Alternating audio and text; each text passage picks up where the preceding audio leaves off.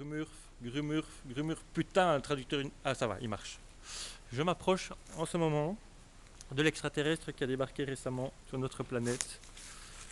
Il a accepté de me recevoir, il a promis de brancher son traducteur, et je suis donc entré dans le vaisseau même, qui est, comme vous le voyez, d'une inquiétante étrangeté, métallique, mais également en partie biologique. Sans doute, l'extraterrestre a-t-il transporté sa nourriture. D'étranges et longs vers jaunâtres sillonnent le sol autour de moi en émettant des bruits que je ne décrirai pas par respect de la décence.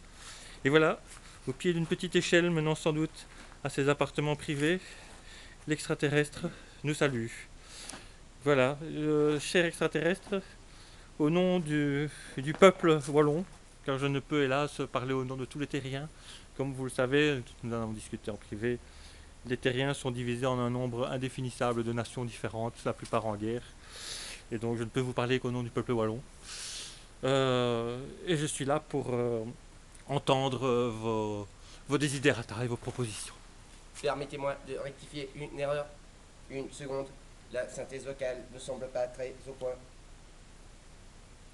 L'extraterrestre manipule son traducteur universel. Il semble effectivement que cette sonorité convienne mieux à une discussion humaine, d'après ce que nous avons pu enregistrer durant nos précédentes conversations. Permettez-moi, disais-je, de rectifier une erreur. La personne que vous avez contactée en bas de ce vaisseau spatial était le Sous-Strumluf, c'est-à-dire un grade qui, dans notre galaxie, correspond plus ou moins à ce que vous appelleriez ici un sous-lieutenant, et je suis, moi, le Skribnschlunt en chef, c'est-à-dire plus ou moins l'équivalent d'un capitaine chez vous. Mon ami a été transféré vers le vaisseau mère afin de pouvoir rapporter les informations qu'il a pu recueillir. Et comme nous avons pu nous rendre compte que vous étiez pacifique et aviez une certaine curiosité envers nous, il a été décidé que je continuerai les investigations avec vous. Merci, mais j'ai tout de même entendu un bruit, mais c'est sans doute une fausse rumeur, comme quoi si la Terre ne vous offrait pas asile à vous et à votre équipage, qui se monte à 14 milliards d'êtres, vous transformeriez en gluten l'intégralité de nos réserves de pétrole.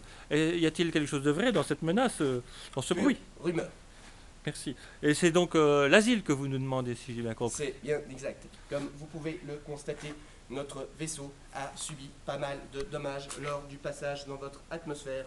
Et à peine arrivé ici, les minéraux très particuliers venant de notre planète qui ont permis de le construire ont directement absorbé des semences de votre biodiversité humaine et qui sont poussés à une vitesse assez incroyable pour nous, Sklumschmniens, c'est-à-dire les habitants de l'étoile que vous appelez Alpha du Centaure. Bien, mais je vais transmettre donc au gouvernement wallon votre desiderata, qui est donc d'être hébergé sur notre sol régional. Je vous remercie beaucoup. Serai gré. À bientôt.